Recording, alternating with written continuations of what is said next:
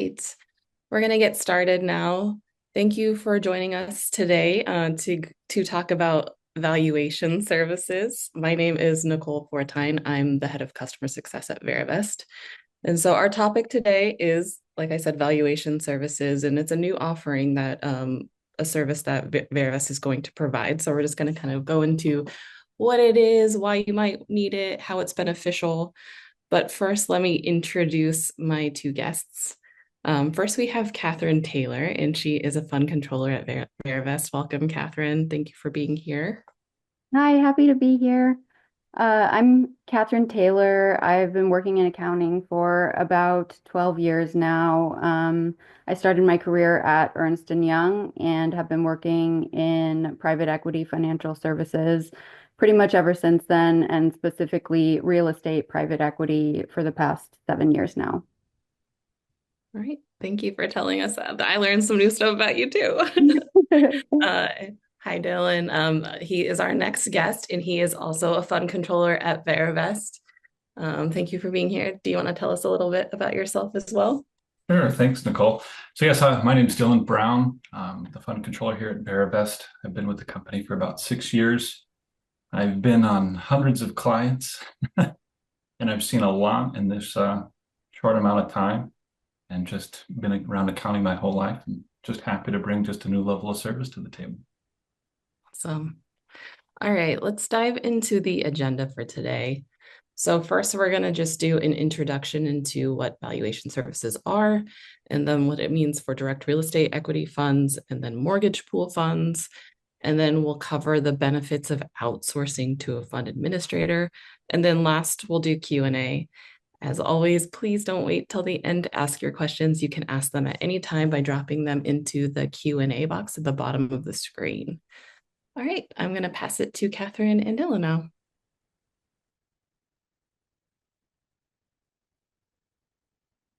Okay, so Nicole, are you going to be sharing the slides? Yep, they're being shared. Oh, okay. For some reason, I can't see them on my screen. Yep. So what are valuation services and why now? Okay, so valuation services, basically, Verivest has always provided the service to calculate your fund level NAV and your fund level share price. Now we are going to be offering the service to calculate your underlying unrealized income values for your assets. Um, and I mean, typically in the past, we have relied upon you guys to provide the unrealized income amounts for the assets. So this is going to be the new service that we are offering at Verivest.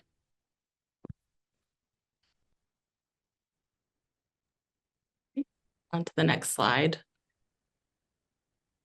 Administrator's role in NAV calculation.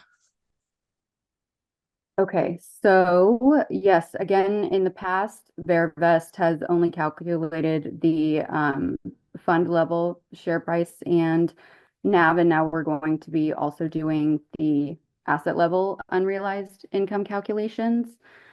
Um, NAV is an acronym for net asset value, if you aren't already aware, and it's basically the summation of the market values of all assets in a fund. And the share price of a fund reflects the NAV by increasing or decreasing as the asset market values increase or decrease. The calculations that go into the individual asset market values can be pretty complex, though, because a fund typically owns only a portion of each asset, so can't be allocated 100% of the asset's change in market value. And because these calculations can be really complex and they're also highly scrutinized by auditors and the SEC, Verivest is now going to offer this service for you.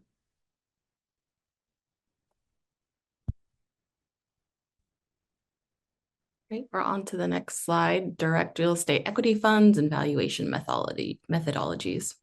Okay, so for funds that invest directly into real estate equity, the typical valuation methodologies at the property level include the income approach, the sales comparison approach, the cost approach, and sometimes even a portfolio level approach as well. So the income approach looks at the most recent quarter of net operating income for an asset, also known as NOI, and applies a cap rate to it based on market data. And this approach is commonly taken on stabilized assets that aren't experiencing major construction because you are looking at that net operating income. You wouldn't want to use it on an asset that's under construction because it wouldn't be earning its full revenue potential yet and probably would be pretty heavily loaded with expenses.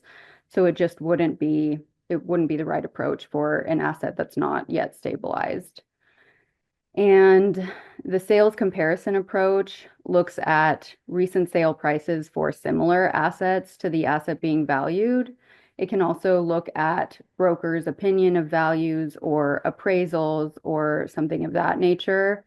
And typically, this approach is used when an asset has already been stabilized for like a solid period of time and could be ready for a sale or might be getting ready to be marketed for sale or something like that.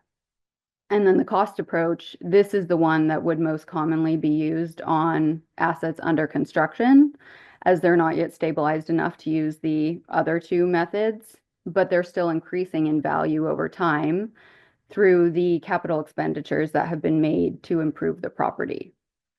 And the cost approach basically takes the adjusted cost basis of the asset, including the capital expenditures that have been put into the asset since inception. And then, like I said earlier, sometimes I have seen fund managers also take a portfolio wide approach or like a asset type wide approach within the portfolio. And typically I've seen this methodology be used in times when there are large market shifts or changes in the economy. So, for example, during COVID, I saw some fund managers take like a just a blanket percentage write down on retail assets, especially those with tenants like gyms, hair salons, nail salons, restaurants, those types of tenants that couldn't be open during that time. And it was just also like an unprecedented event in the market. So we didn't really have like reliable cap rates at the time that we could really look to. But we did know that these assets were impaired in some way because of those tenants and what was happening in the market at the time.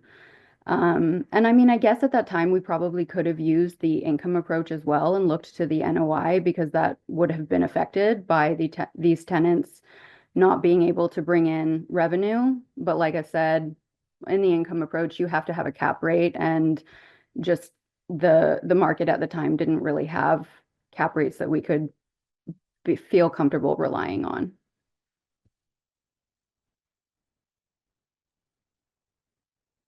All right, we're on to the next slide, fund level valuation approaches. Yeah, so after the fund manager has valued the asset at the property level, they will then take the fund's share of that value if the fund only owns a portion of it. And I would say this is where the approach differs, probably the most that I've seen between fund managers. I think the most common approach that I've seen, because it's the least time consuming and also the least complex, is just taking the fund's like gross pro rata share of the change in asset value. And I honestly would not recommend this approach because it can lead to overstated asset values and therefore overstated fund level NAV. It is pretty rare that a fund would ever receive its full gross pro rata share of distributions from a real estate asset due to the waterfalls that are typically involved in these deals. Um, and you also have to remember that you're allocating this unrealized income to your investors within the capital account reconciliation as well.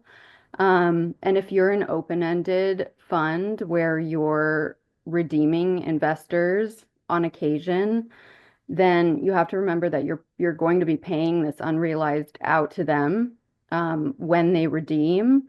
So if you're allocating unrealized on a gross share method where you're just taking your gross pro rata share, it's likely that the fund will never actually receive that gross pro rata share distribution from the asset, which means that the amount that you've paid out to your redeeming investors is going to be higher than the amount that would actually be allocated to the investors staying in the fund.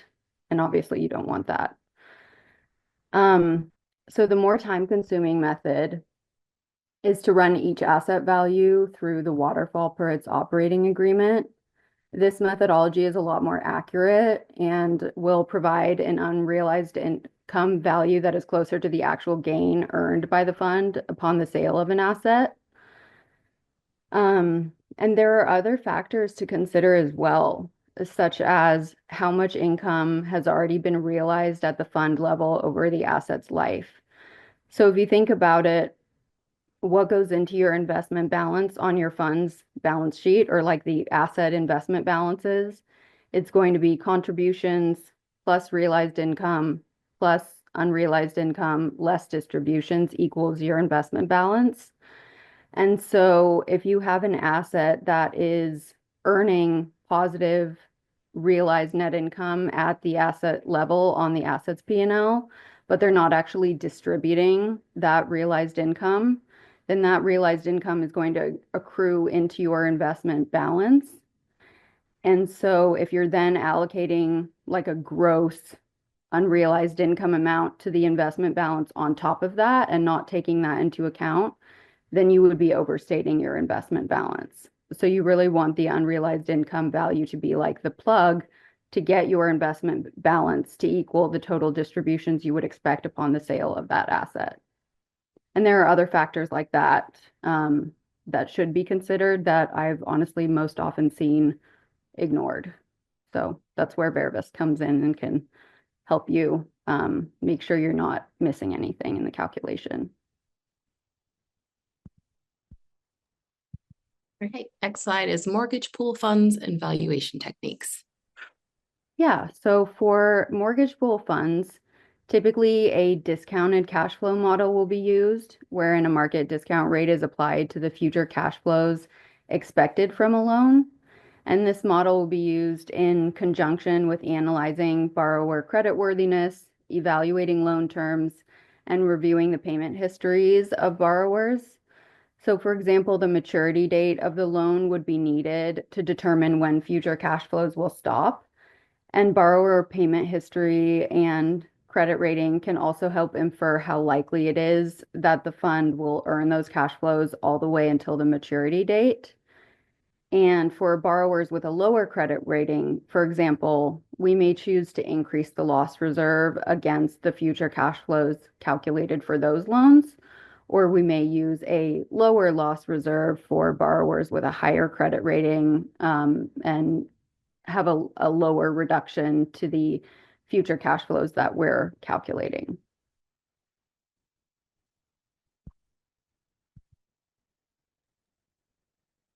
All right, benefits of outsourcing to fund administrators. Perfect. Well, thanks for all that, Catherine. And as we've heard, there's a lot of methodologies and approaches going into determining these valuations. So partnering with someone like Verivest as a fund administration to do those valuations is really going to give you a lot of benefits, such as our specialized expertise.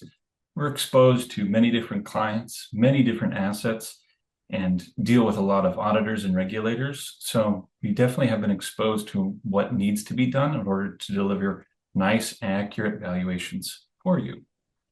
Now, all the stuff that we do normally for a fund administrator, including calculating those waterfalls, is directly applicable to some of the valuation work we'll be doing. So that accuracy is going to be increased because we have the process and internal controls in place and make sure that we're set up for any future audits and or compliance reviews.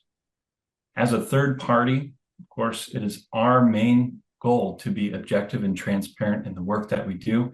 And this will, of course, be a good selling point for you all who want to seek additional outside services, because you can say, we have a third party who's participating in this process, and that'll make sure your investors and regulators know that you're not just making it up. You're trying to use a tried and true process that follows the rules. Speaking of following the rules, we, of course, have to be compliant with all regulation bodies. So people like the SEC and of course GAAP standards really set out the framework of why we do this. It's not because we, want to deliver valuations and crunch a lot of numbers. It's because this is what they're asking for us to do. So we'll be there to make sure that they're done right, and we'll hopefully mitigate any valuation related audit risks that come up. Now, valuation services is just part of what a fund administrator does. So when you partner with us and provide, all this asset information for your financials, we can use the same set of financial information to prepare these valuations. So rather than trying to work with multiple parties and shuttle information between everyone, you provide all the information upfront at the beginning, and we can work from the asset level all the way to the investor reporting. This will make sure that the work is efficient and the analysis is consistent across each stage. Of course, streamlined reporting has its own benefits about being consistent and timely. And I'm sure your investors will appreciate all the information coming out in a timely manner, along with any internal stakeholders who want to make sure that their fund report gets out in front of people as soon as possible. And last but not least, we'll make sure to help you with some risk management. We can identify and help mitigate any potential risks happening inside your financial portfolio. And we make sure that the overall fund stability maintains a nice healthy level and your performance is reported accurately. So to kind of wrap it all up, the value of accurate NAVs really helps with investor confidence in what they're putting their money into. All the things that we do, of course, follow any regulatory compliance. Your efficiency will increase, and all of these approaches that we take are going to be to the GAAP standards. So there's some type of regulation body that oversees what we do. Catherine, is there anything else you want to add as we wrap up here? I don't think so on that slide.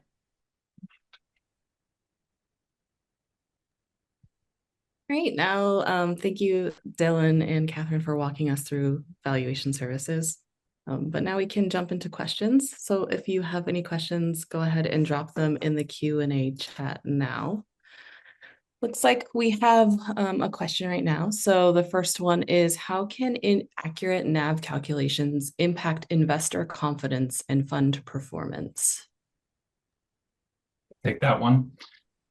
So when you have any type of inaccurate NAV calculations, it usually comes up when you've promised maybe like, oh, this asset's doing very well, we valued it very high, but perhaps you forgot to consider maybe a waterfall point where it gets split out, or you weren't using the correct rate when determining your cash flows, or suddenly you find out it's a non-performing loan.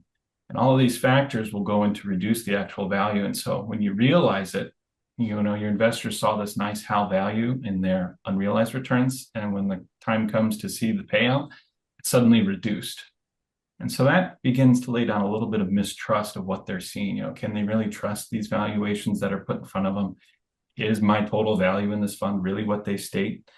And on the flip side, when you're presenting your fund returns, if you have all these large swings going up and down in your percentages, how are they going to, trust that this is really accurate? And maybe, we don't really want to rely on past performance as a future indicator of success, but demonstrating that you can achieve your goals is a very important part about maintaining a fund. So if you don't have this accurate, it's going to be really hard to sell it.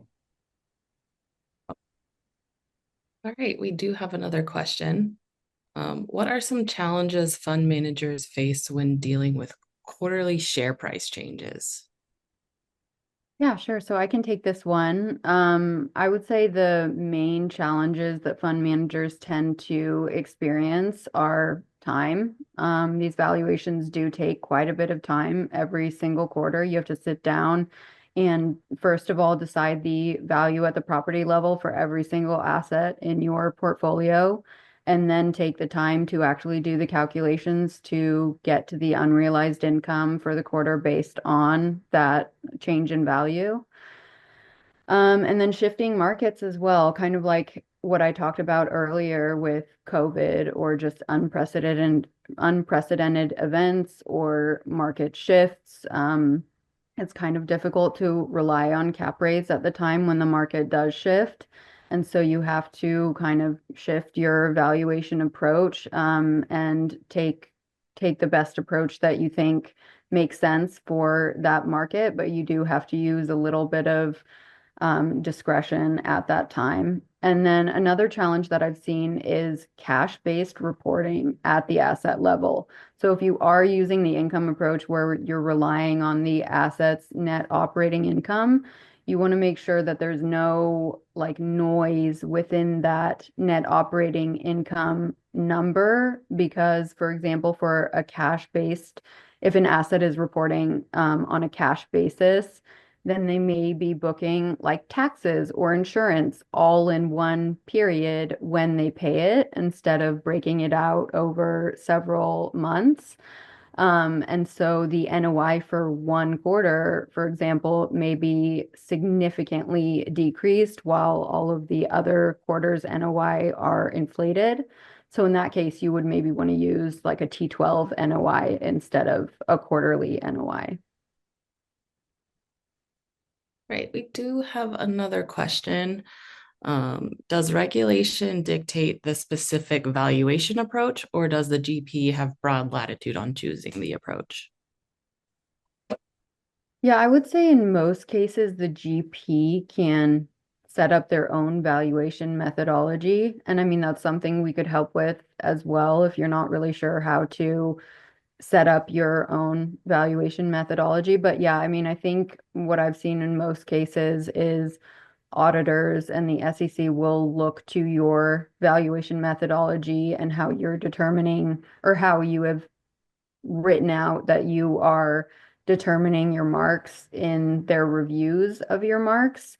But again, if you are using that gross share approach, I think most auditors would not feel super comfortable with that, just because of the issues with it that I mentioned previously.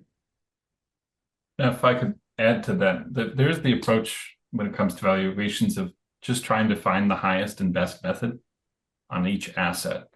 So it's really a decision tree that has to be made based on what you're investing in, and that'll kind of dictate what kind of valuation policy you want to set forward. And that's how auditors and regulators are going to look at it. So are you using the highest and best method based on your operation? All right, that is the last of our questions. Um, if you have additional questions, you can always feel free to reach out to me directly. If even if you want to know our valuation services correct, like right for your fund, I'm happy to set up a meeting and discuss that with you. And my contact information is here. You can always go to our website as well for more information. All right. Thank you all for attending. Thank you, Dylan and Catherine, for taking us through valuation services. We really appreciate everybody for attending, and we'll see you on the next one.